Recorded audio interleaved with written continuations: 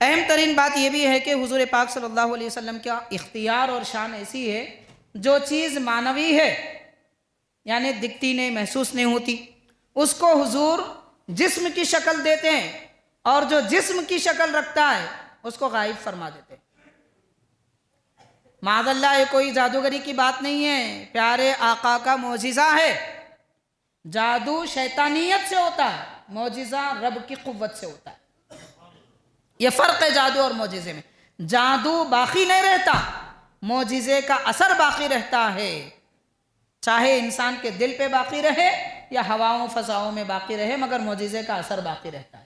بلکہ معجزہ بھی باقی رہتا ہے، حضور خود معجزہ ہیں، اللہ کے نبی باقی ہے، نبی کا معجزہ قرآن مجید آج تک باقی ہے، حضور کا معجزہ اسلام قیامت تک ہمیشہ باقی رہے گا، سب کچھ ہے۔ تو بہرحال حاضرین، دو روایتیں ہیں، یہ کہہ کر میں اپنی بات ختم کروں گا۔ پچھلے مرتبہ ہم نے ایک تفصیلی واقعہ بیان کیا تھا، اس کو اس نوعیت سے ہم سمجھتے ہیں۔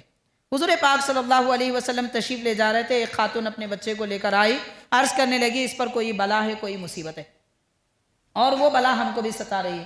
نبی پاک صلی اللہ علیہ وسلم نے اس بچے کے سینے پہ ہاتھ رکھا، اس کے منہ میں اپنا لعاب دہن ڈالا، کچھ دیر کے بعد وہ بچے کو قے ہو گئی، تو اس کی قے میں ایک کالا کیڑے نما کوئی چیز ایسی نکلی جو تیز تیز بھاگ رہی تھی، یعنی جو بلا نظر نہ آ رہی تھی حضور نے اس کو کیڑے کی شکل دے کر نکال دیا۔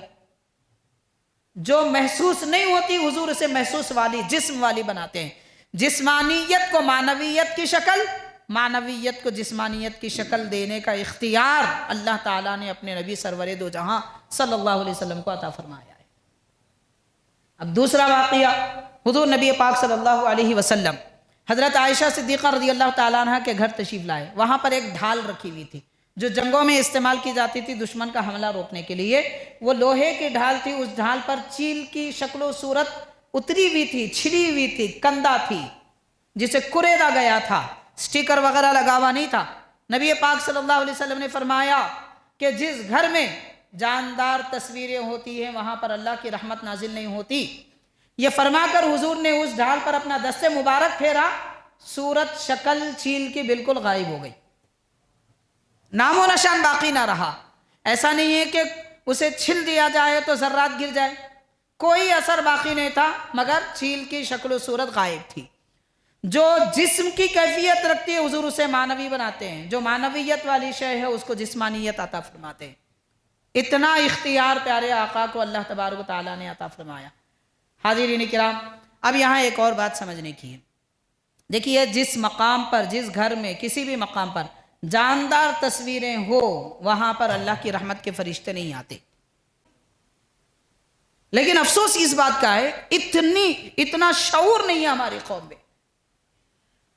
حضرت ام المؤمنین کے گھر میں حضور پاک صلی اللہ علیہ وسلم نے صرف ڈھال پر تصویر دیکھی تھی، اس کو ایسے اپنے قوت کے بلبوتے پر، طاقت کے بلبوتے پر مٹا دیا کہ تصویر کا نام و نشان باقی نہ رہا۔ بہرحال حاضرین کرام، شریعت کو پامال نہیں کرنا چاہیے۔ دین اسلام، اللہ تعالیٰ اس کی حفاظت فرماتا ہے، جو اس کا نقصان کرے گا اللہ تعالیٰ اسے نیست و نابود کر دیتا ہے۔ ہمارا دین ہمارے تحفظ کا محتاج نہیں ہے، ہم دین کے محتاج ہیں۔ ہم دین کی عزت کریں گے، اب خود کو عزت ملے گی۔ اگر ہم دین کو پامال کریں گے ذلیل ہو جائیں گے، رسوا ہو جائیں گے۔